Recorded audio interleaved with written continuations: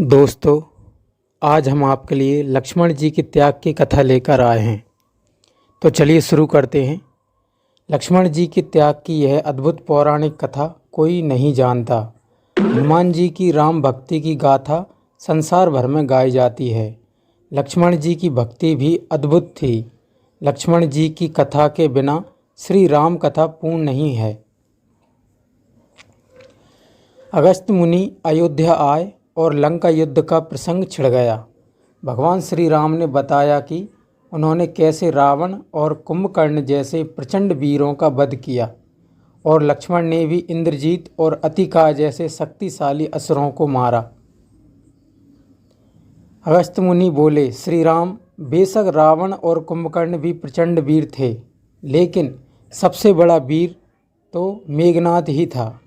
उसने अंतरिक्ष में स्थित होकर इंद्र से युद्ध किया था और बांधकर लंका ले आया था। ब्रह्मा ने इंद्रजीत से दान के रूप में इंद्र को मांगा, तब इंद्र मुक्त हुए थे। लक्ष्मण ने उसका वध किया, इसलिए वे सबसे बड़े योद्धा हुए। श्री राम को आश्चर्य हुआ, लेकिन भाई की वीरता की प्रशंसा से वे खुश थे। फिर भी उनके मन में जिज्ञासा पैदा हुई कि आखिर अगस्त्य मुनि ऐसा क्यों कह रहे हैं कि इंद्रजीत का वध रावण से ज़्यादा मुश्किल था।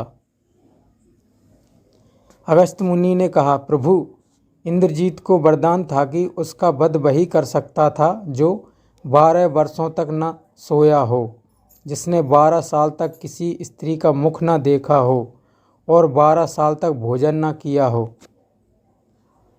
श्री राम बोले, परंतु मैं वनवास काल में 12 वर्षों तक नियमित रूप से लक्ष्मण के हिस्से का फल फूल देता रहा। मैं सीता के साथ एक कुटी में रहता था। बगल की कुटी में लक्ष्मण थे। फिर सीता का मुख भी न देखा हो और 12 वर्षों तक सोए न हो, ऐसा कैसे संभव है।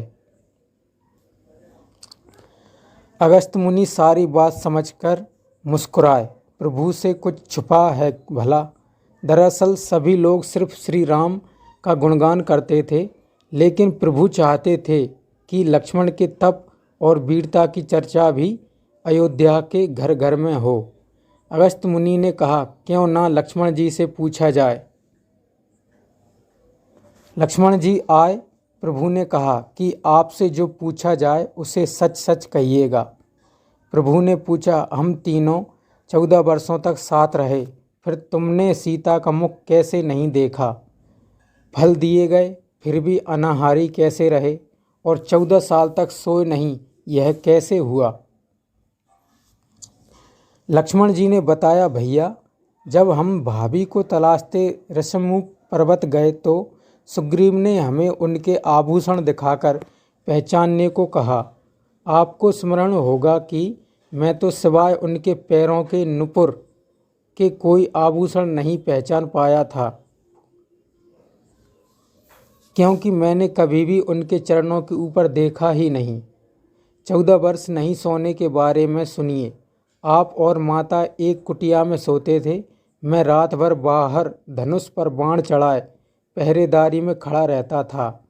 निंद्रा ने मेरी आंखों पर कब्जा करने की कोशिश की तो मैंने निंद्रा को अपने बाणों से भेद दिया था।